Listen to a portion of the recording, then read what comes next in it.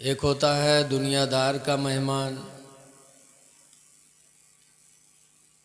कोई प्रधान का मेहमान आ जाए तो लोग उसको इज्जत देते हैं कि प्रधान जी का आदमी। मंत्री का कोई आदमी आ जाए तो उसको आप इज्जत देते हैं। और ये दोनों मेहमान किसके मेहमान हैं? है। हदीस पाक में अल्लाह के नबी फरमाते वफदुल्लाहि सलास, अल्लाह के 3 मेहमान हैं। सुभान 3 अल्लाह। लोग खुदा के मेहमान हैं। नंबर 1 पर हुजूर फरमाते अल हाजू, हज करने वाला हाजी खुदा का मेहमान है। सुभान अल्लाह। दूसरे नंबर पर फरमाया वल आमिरो, और उम्रा करने वाला भी खुदा का मेहमान है। बेशक। तीसरे नंबर पर फरमाया वल मुजाहिदु फी सबीलिल्लाह, अल्लाह की राह में जिहाद करने वाला भी खुदा का मेहमान है। बेशक। सुभान अल्लाह। 3 मेहमान खुदा के हैं। और जब किसी के मेहमान की कोई इज्जत करता है तो मेज़बान खुश होता है। जैसे आपके घर का कोई मेहमान गांव में आए और गांव वाला उसको कोई बिठा के पानी पिला दे और आपको पता चले तो आप खुश होंगे कि फलां ने हमारे मेहमान की इज्जत की। बोलो, बेशक। सही। ये खुदा के मेहमान हैं, इनकी जब आप इज्जत करोगे तो खुदा कितना खुश होगा। हा?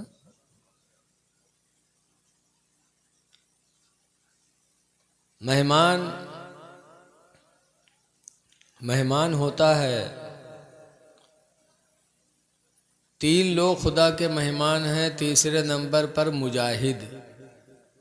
अब आप लोग सोचते होंगे कि अब तो जिहाद है नहीं, कहाँ चले जाएं, मारे मर जाएं।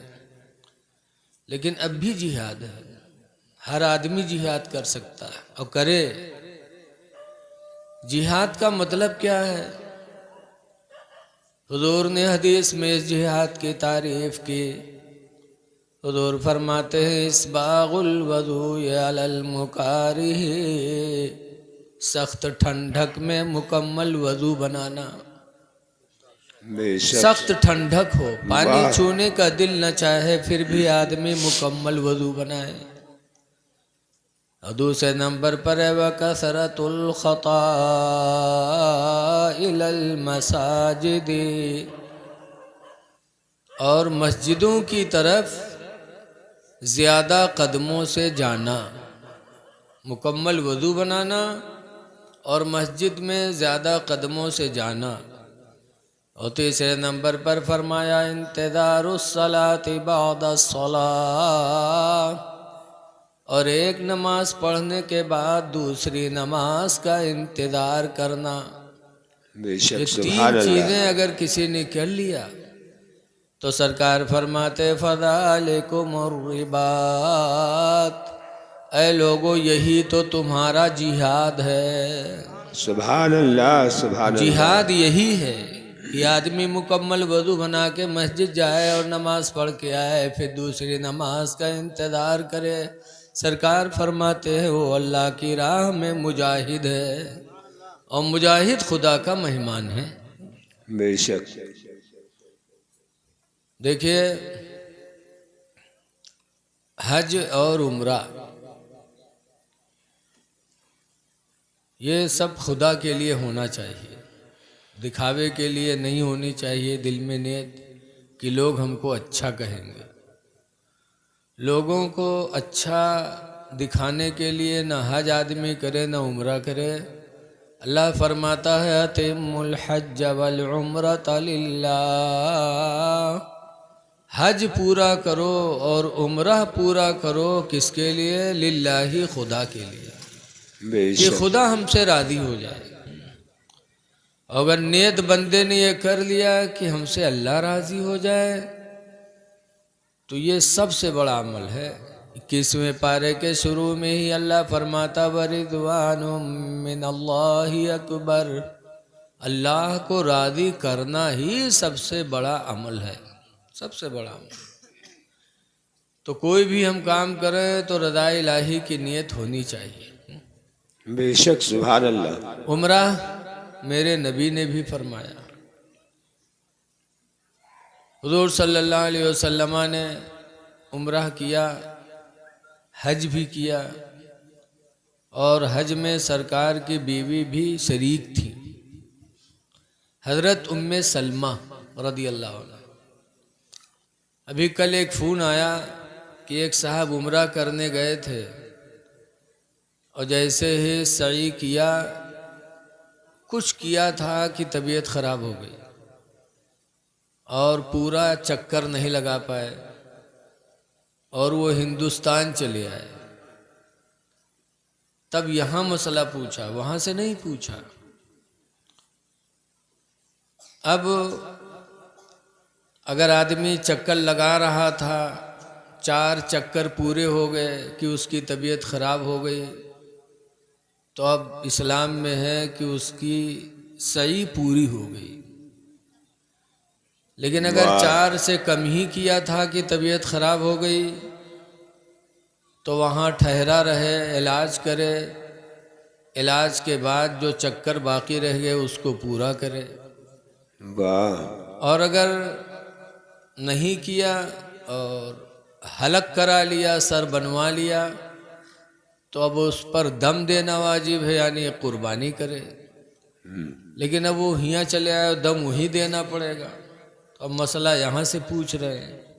क्या बात। कोई भी कमी हो जाए तो वहीं से मसला पूछें ताकि वो अदायगी वहाँ हो जाए।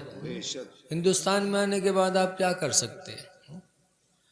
और कमियां तो हो ही जाती हैं, इंसानी फितरत है। आदमी कहीं बीमार हो गया, कहीं कोई परेशानी आ गई, तो कोशिश ये करे कि जब वहाँ रहे तो वहीं से ताल्लुक़ पैदा करे। अब तो फ़ोन का ज़माना है, आप फ़ौरन मिनट मिनट पे आप मसाइल पूछ सकते हैं। देखिए, उम्रा ये नफल है, आदमी करे तो ठीक, न करे तो कोई गुनाह नहीं। लेकिन अल्लाह दौलत दे तो अल्लाह के घर का तवाफ़ ज़रूर करना चाहिए, इससे कभी गरीबी नहीं आती। हमारे मोहतरम जनाब मोहम्मद अकबर साहब और मोहतरम जनाब मोहम्मद सुलेमान साहब आज ये जा रहे हैं, ये न सोचे कि हमारा 1.5 लाख खर्च होगा, 2 लाख खर्च होगा। ये समझो बैंक में दूना करवाने जा रहे हैं, दूना तिगुना। FD जमा हो रही है इनकी। हदीस पाक में मेरे पैगंबर फरमाते हैं, ताबिउल हज वल उम्रा, हज और उम्रा पैदर पे करो, करके आओ, फिर अल्लाह तौफीक दे फिर करो, फिर तौफीक को फिर करो। क्यों? लिअन्नहुमा यनफियानिल फ़क़्र वज़्ज़ुनूब, इसलिए कि ये दोनों हज उम्रा गुनाह को भी मिटा देते और मुहताजी को भी मिटा देते। सुभान अल्लाह, सुभान अल्लाह। लिअन्नहुमा यनफियानिल फ़क़्र का लफ्ज़ आया, फ़क़्र माने मुहताजी, कि हज और उम्रा मुहताजी को मिटा देते हैं। हज करने वाला, उम्रा करने वाला ज़िंदगी में कभी मुहताज होगा ही नहीं। बेशक अल्लाह उसे ऐसा अपने घर की बरकत अता करेगा। लेकिन अब कोई के मांगे कदते पर ही हो तो उसकी बात अलग है। कुछ दिन पहले हम गए थे अलिया बुलबुल, जनवरी का मौसम था। सुबह टहलते टहलते आसाम रोड पर आए फजर बाद, तो आग जल रही थी, तो हम भी वहाँ पहुँच गए। तो एक साहब जुब्बा पहने, साफा बांधे, मौजा, जूता, टेन्नी, सदरी, दाढ़ी सफ़ेद, तो हमने समझा कोई बुज़ुर्ग होंगे, जाए मुसाफ़ा मिलाएं, दुआ करवा लें। जब गए तो हमका देखें तो हमरे लंग बढ़े, हमारा हाथ चूमे लगे, तो हम हाथ खींचे लगे। हम कहें कौन? तो कहें हज़रत पहचाने नहीं, हम फलाने गांव के हाजी हुई, वही तो यह गौवा रहा है, नाम न बतेबे। तो हम कहा अरे इतनी दूर और आप इतनी सुबह यहाँ? तो कहते मौलाना साहब अब आपसे झूठ तो बोलबे ना, हमरे यहाँ 25 बीघा जगह है, लड़का डॉक्टर है, मेडिकल है, किराना की दुकान है, लेकिन बचपन से हमार मांगे की आदत पड़ी है तो हम अलिया बुलबुल मांगे आए हैं। तो हम चुप हो गए। अस्तगफिरुल्लाह। गए कोटेदार के यहाँ, मेरा नाश्ता था, वहाँ नाश्ता करने लगे। वह हाजी साहब पहुँच गए द्वारे, कहा थे अलग नाम पर, तो कोटेदार कहते जा दया और हाजी आई। बताइए, ये अपनी अपनी बदनसीबी है। तुम जैसा रिस्क चाहोगे वैसे ही मिलेगा। बेशक सही है। हलाल ढूंढोगे हलाल मिलेगा, हराम तलाश करोगे हराम। अल्लाह ताला रिस्क देगा जरूर, तो क्यों ना हम हलाल रोजी तलाश करें। हज करो खुदा के लिए, उम्रा करो खुदा के लिए। बेशक। और जैसे दौलत छुपाई जाती है ना, ऐसे इबादत को भी छुपाओ। हदीस पाक में है, हज़रत अबू हुरैरा रवायत करते हैं कि हुजूर ने फरमाया अमलों में खुलूस पैदा करो, क्योंकि दिलों को परखने वाला बड़ा दाना है, बड़ा अक्लमंद है। खुलूस पैदा करो। लेकिन आज क्या कहा जाए, मौलाना अब्दुल मुस्तफ़ा आज़मी साहब ने अपनी किताब में लिखा है कि दो लोग मुसाफिर थे, कहीं मिल गए तो आपस में दुआ सलाम हाल चाल। उसके बाद एक साहब दूसरे से पूछे ना आपका क्या नाम है? तो कहा हाजी अब्दुल रहीम। तो वो पूछे भैया तुम्हारा का नाम है? तो कहीं नमाजी अब्दुल करीम। तो हाजी चौंके, कहीं नहीं कौन नाम है नमाजी अब्दुल करीम? कहीं का है तुम जिंदगी में एक हज किए हो तो हाजी अब्दुल रहीम कहा था, हम रोजाना 5 गाना नमाज पढ़े थे तो हम नमाजी अब्दुल करीम नहीं कह सके थे। तो हाजी साहब चुप। क्या बात। तब अब्दुल करीम ने डांटा, कहा तुम्हें शर्म नहीं आती? मैंने तुमसे नाम पूछा था कि आपका नाम क्या है, तो आप अब्दुल रहीम बता देते। मैंने ये तो नहीं पूछा था कि तुम नमाजी हो कि हाजी हो कि रोज़दारी हो कि तिलावत कुरान करने वाले हो। तुमको नाम बताना चाहिए। तो कोई भी अमल करो तो उसमें खुलूस पैदा करो। बेशक। बहर कैफ मदीने मुनव्वरा वो सरजमीन है। हज़रत इमाम मालिक, 4 इमाम दुनिया में गुजरे हैं बड़े बड़े, इमाम आज़म, इमाम शाफ़ई, इमाम मालिक, इमाम अहमद बिन हम्बल, जिसमें इमाम मालिक मदीने में ज़्यादा रहते थे, इल्म हदीस पढ़ाते थे मदीने मुनव्वरा में। ज़िंदगी गुजार दी मदीने मुनव्वरा में इमाम मालिक ने, लेकिन जब पेशाब या पैखाने का वक्त होता था तो मदीने से इतनी दूर जाते थे, इतनी दूर चले जाते थे कि उनको यकीन हो जाता था कि यहाँ मेरे नबी के कदम नहीं पड़े होंगे। तब इमाम मालिक वहाँ पेशाब करते। सुभान अल्लाह, सुभान अल्लाह। तो सोचते थे कि ऐसी जगह पर मैं पेशाब करूं जहाँ मेरे नबी के कदम पड़े हों। नबी के कदम तो अलग रखो, रसूलुल्लाह के ज़माने में जंगों में जो घोड़े मैदान जिहाद में गए हैं, उनके खुरों की कसम अल्लाह ने कुरान में फरमाई। बेशक हक है। वल आदियाति दबहन, ये कसम है मैदान जंग में हिनहिनाने वाले घोड़ों की। आगे सब उसी ताल्लुक से है, फासर न बिही नकान फवसत न बिही जमान, कि उनके खुरों से जो गर्दो गुबार उड़े हैं, अल्लाह फरमाता उसकी कसम। बेशक। फासर न बिही नकान, पसो गर्दो गुबार जो उड़े उनकी कसम। तो घोड़े जो मैदान जिहाद में गए, उनके खुरों से जो गर्द उठी, उस गर्द का मर्तबा इतना बुलंद कि अल्लाह ने कुरान में उसकी कसम खाई। और जिस जगह पर मेरे नबी के कदम पड़े हों। हज़रत इमाम मालिक रहमतुल्लाह अलैह मदीने की जिस गली से गुजरते थे सरकार को तो देखा नहीं था, बहुत ज़माना बाद इमाम मालिक पैदा हुए, लेकिन जब मदीने में गुजरते थे तो मदीने की गलियों को, मदीने की दीवारों को, खम्भों को इमाम मालिक चूमते थे, कहते थे मैं बदनसीब निकला, अपने नबी को न देखा, लेकिन ए दरो दीवार तुमने तो मेरे नबी को देखा हो। है वाह वाह वाह। ये मोहब्बत थी लोगों के दिलों में नबी करीम की। आला हजरत इमाम अहले सुन्नत जब मदीने मुनव्वरा हाजिर हुए तो ये दिन जो निकलता है ना, सुबह निकलता है तो इसकी किरणें मदीने पर भी तो पड़ती हैं, सरकार के रोज़े पर भी पड़ती हैं। आला हजरत फरमाते हैं वो सोए लाला जार फिरते हैं, सुभान अल्लाह। तेरे दिन है बाहर फिरते हैं,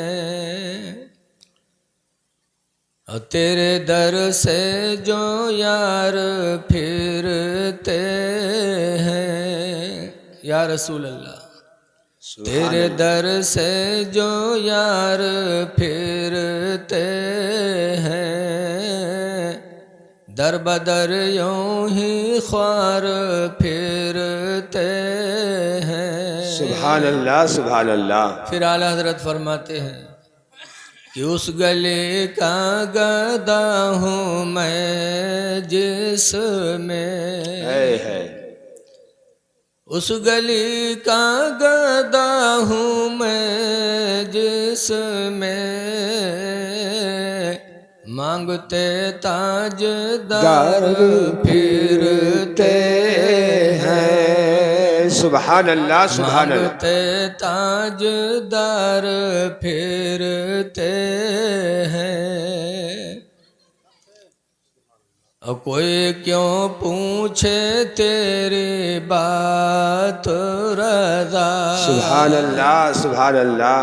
कोई क्यों पूछे तेरी बात रज़ा, तुझसे शैदा हजार फिरते हैं।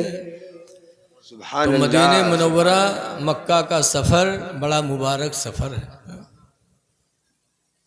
मक्का वो शहर है जिसको अल्लाह ताला ने अमन का शहर बताया।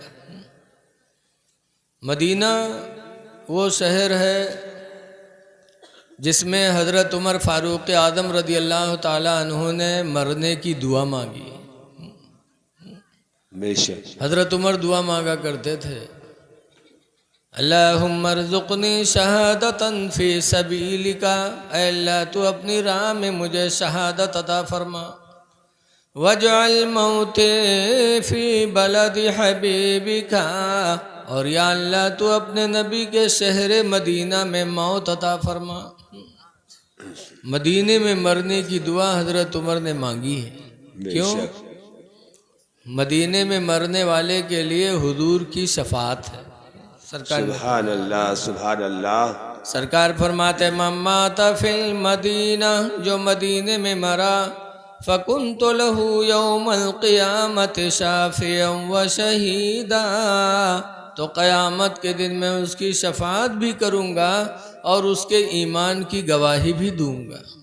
सुभान अल्लाह। इसीलिए आला हज़रत फरमाते हैं कि तैबा में मर के ठंडे चले जाओ आँखें बंद, है वाह वाह। तैबा में मर के ठंडे चले जाओ आँखें बंद, सीधे सड़क ये शहरे शफाअत नगर की है।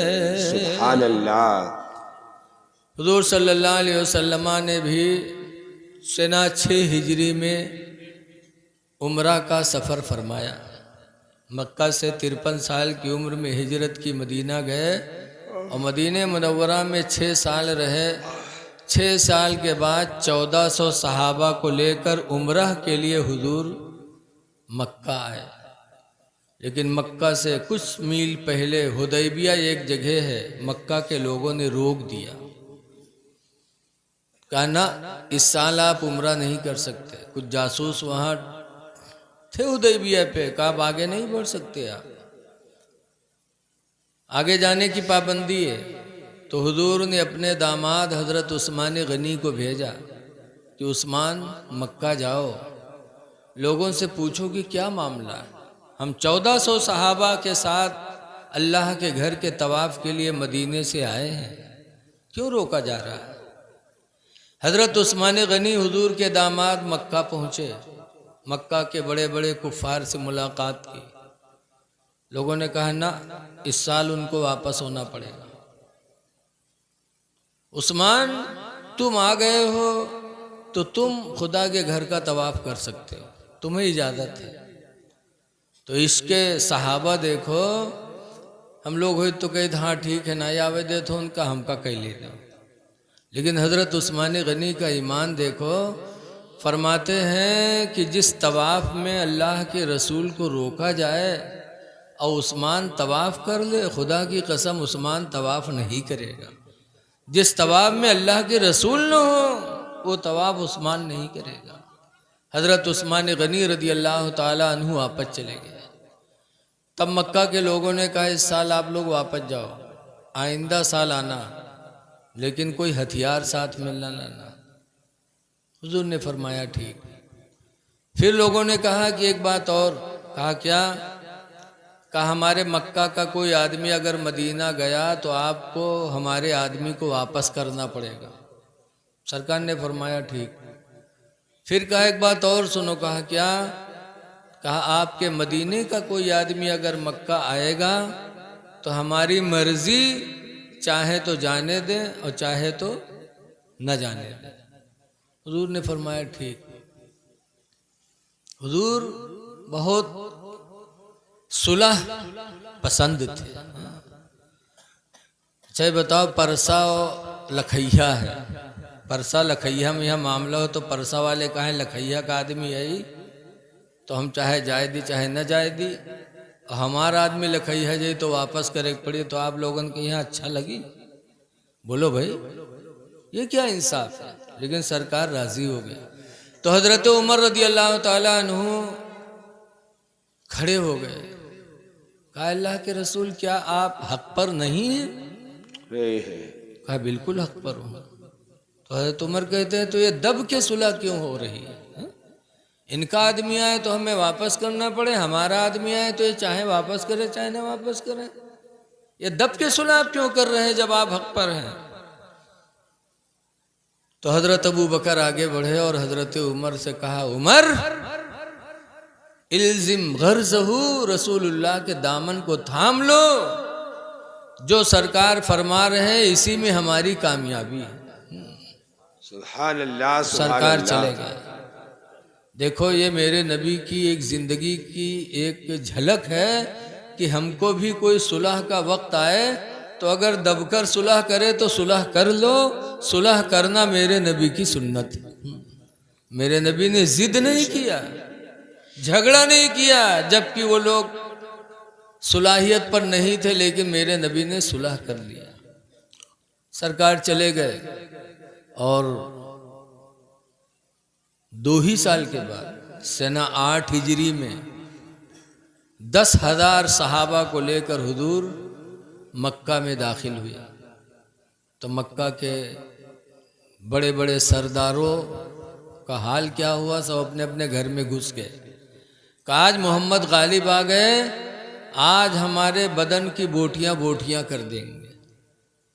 लेकिन सरकार जब मक्का में पहुँचे तो फरमाया अल-यौम यौमुल मरहमा, आज का दिन बदला लेने का नहीं है बल्कि अल-यौम यौमुल मरहमा, आज का दिन तो रहमत का दिन है, किसी से कोई मुआखिदा नहीं है। जब सरकार का यह पैगाम मक्का के लोगों ने सुना तो अपने अपने घरों से निकलकर नबी के कदमों में गिरे और कलमे तैयबा पढ़ के मुसलमान हो। सुभान अल्लाह, सुभान अल्लाह। कहा ऐसा इंसान तो हमने देखा ही नहीं कि मक्का में रहे तो हम लोगों ने सताया, मदीना गए तो जंग पे जंग लड़ी और आज वो गालिब आ गए तो कहते आज रहमत का दिन है। यकीनन कोई आम इंसान नहीं है, खुदा के रसूल हैं। तो सरकार ने जो सुलह किया था 2 साल पहले दब करके, उस सुलह की बरकत 2 साल के बाद मुसलमानों ने देखा। बहरहाल सरकार भी उम्रा किए हैं, सहाबा ने भी किया है। खुश नसीब हो इंसान जो उम्रा करे, हज करे। खाने काबा वो घर है खुदा का। तफसीर रूहुल बयान में कि 4 चीज़ें ऐसी जिनका देखना ही इबादत है। नंबर 1 पर हुज़ूर ने फरमाया अन्नज़रतु इला वजहिल वालिदैन इबादा, माँ बाप का चेहरा देखना इबादत है। सुभान अल्लाह। दूसरे नंबर पर फरमाया वन्नज़रतु इला मुसहफ़ इबादा, कुरान हकीम को देखना इबादत है। तीसरे नंबर पर फरमाया वन्नज़रतु इला बैतिल्लाहि इबादा, अल्लाह के घर को देखना इबादत है। सुभान अल्लाह, सुभान अल्लाह। खुदा का घर देखना ही इबादत है। जैसे पहली निगाह पड़े, दिल में दुआ जो करेगा अल्लाह उसे कबूल फरमा लेगा। बेशक। तो जब मोमिन की निगाह काबा पर पड़े तो यही दिल में दुआ मांगे कि या अल्लाह हम तमाम मुसलमानों का भला फरमा दे। सुभान अल्लाह। जब सबके लिए दुआ करोगे तो सबके तुफैल में हमारी आपकी भी दुआ कबूल हो जाएगी। बेशक। तो दुआ करो कि अल्लाह ताला हम सबको अपना घर बार बार दिखाए। देखो असबाब पैदा करने वाला खुदा है। जैसे हजरत अभी ना शरीफ पढ़ रहे थे, बता रहे थे गरीब आदमी था, कुछ नहीं था। ये काबा जहाँ बना है, कभी आपने गौर किया? ये सिर्फ हजरत हाजरा की नियत की बरकत है कि जब हजरत इब्राहीम अलैहिस्सलाम के निकाह में 2 बीवियाँ थीं, सारा और हाजरा। सारा से कोई बच्चे नहीं, जबकि सारा दुनिया की तमाम औरतों से खूबसूरत पैदा हुई। उनके मिसल कोई औरत पैदा ही नहीं खूबसूरती में। और हाजरा, तो हाजरा से इस्माइल अलैहिस्सलाम पैदा हो गए और सारा की गोद में कोई बच्चे नहीं। तो हजरत सारा ने सोचा कि ये तो हाजरा को ज़्यादा चाहेंगे। अब मेरे पास कोई बच्चा नहीं, हाजरा के पास लड़का है। तो सारा ने हजरत इब्राहीम को कहा था, इब्राहीम तुम्हें खुदा का वास्ता है, हाजरा और हाजरे के बेटे इस्माइल को ले जाओ, जंगल में छोड़ के आओ। अल्लाह का वास्ता दे दिया। औरतें दिमाग में बहुत कम अक्ल होती है, इसीलिए सरकार ने फरमाया अस्तौसो बिन निसाई खैरा, ऐ लोगों मैं तुमको हुक्म देता हूँ कि औरतों के साथ भलाई करो। फ़इन्नहुन्ना खुलिक़ना मिन दिल्इन, इसलिए कि ये टेढ़ी हड्डी से बनाई गई हैं। औरतें काहे से बनी हैं? टेढ़ी हड्डी। टेढ़ी हड्डी सीधी करोगे तो सीधी हुई, टूट जाएगी लेकिन सीधी नहीं होगी। ऐसी हमारी माँ बहनें टेढ़ी हड्डियाँ से बनी हैं। इनका ज़्यादा सोझी हो तो दूर हो जाइए, लेकिन सोझी सीधी नहीं होंगी। कसम खिला दिया कि खुदा का वास्ता हाजरा और इस्माइल को ऐसी जगह छोड़ के आओ जो जंगल हो। इब्राहीम अलैहिस्सलाम ने खुदा का वास्ता जब सुना तो हाजरा और इस्माइल को लिया और जंगल में छोड़ के, कहाँ छोड़ के आए? जहाँ आज मक्का आबाद है। वहाँ कोई घर नहीं था, कोई घर नहीं, जंगल था। लेके गए इब्राहीम अलैहिस्सलाम, एक पेड़ के नीचे हाजरा को बिठाया, गोद में इस्माइल को दिया और चल पड़े।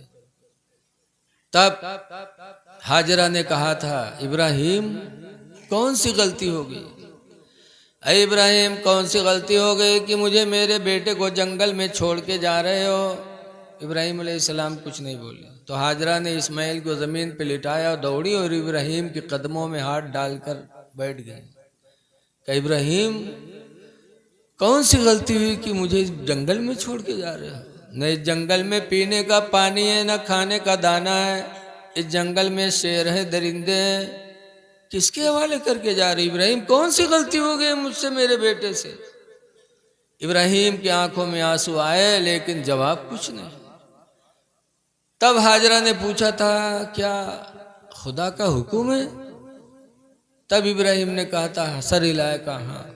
जैसे कहा खुदा का हुक्म है, हाजरा ने हाथों को छोड़ दिया।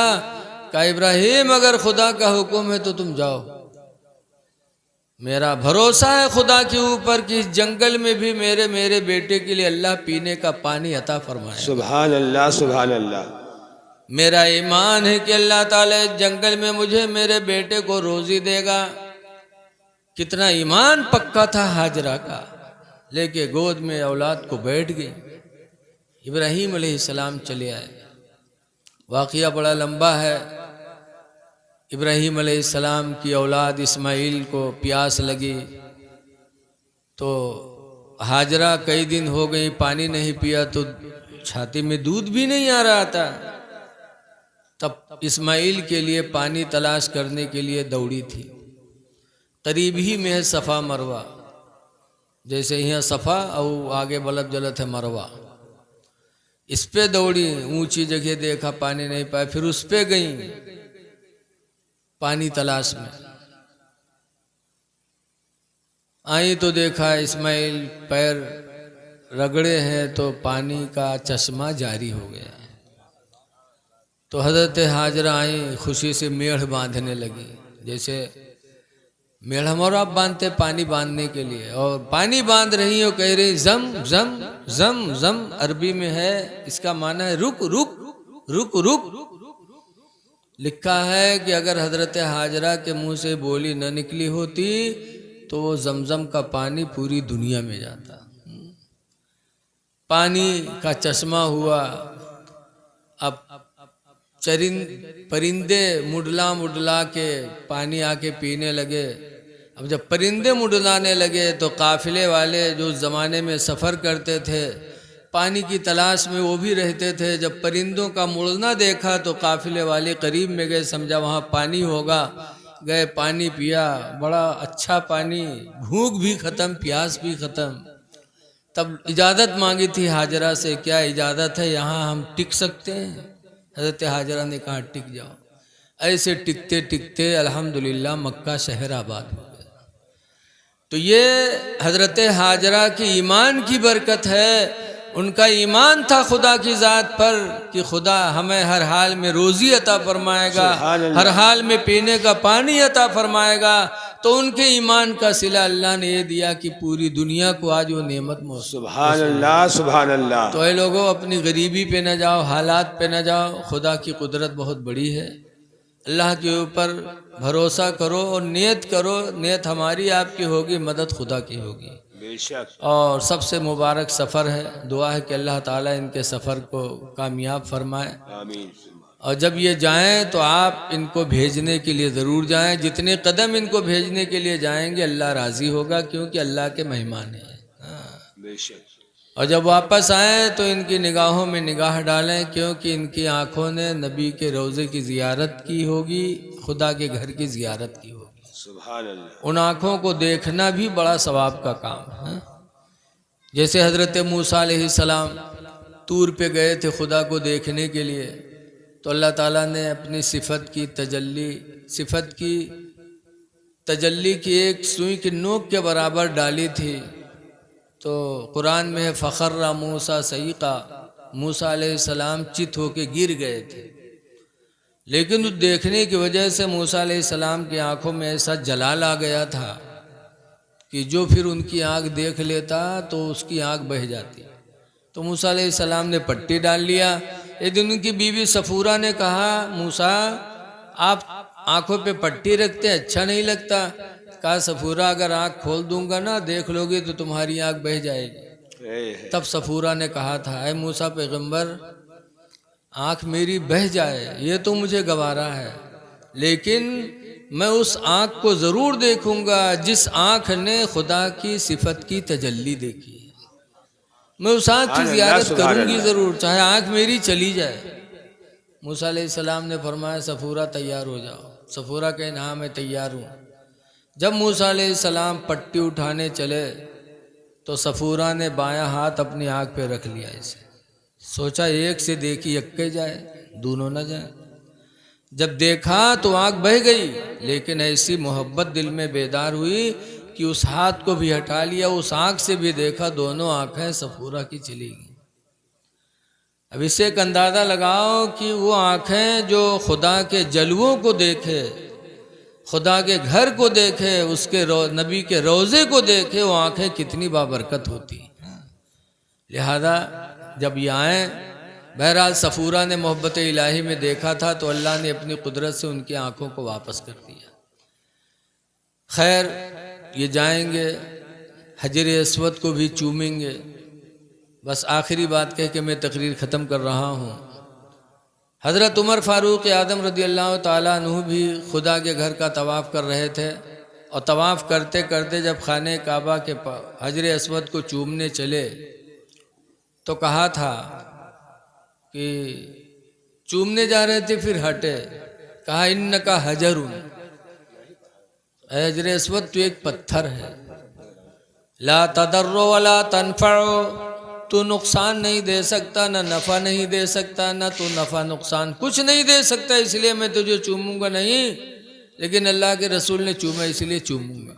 बेशक। तब हजरत अली फरमाए थे, हजरत अली खड़े थे, कहा था उमर अमीरुल मोमिनीन, आपने कहा हजर अस्वद को कि ये नफ़ा नहीं दे सकता, नुकसान नहीं दे सकता।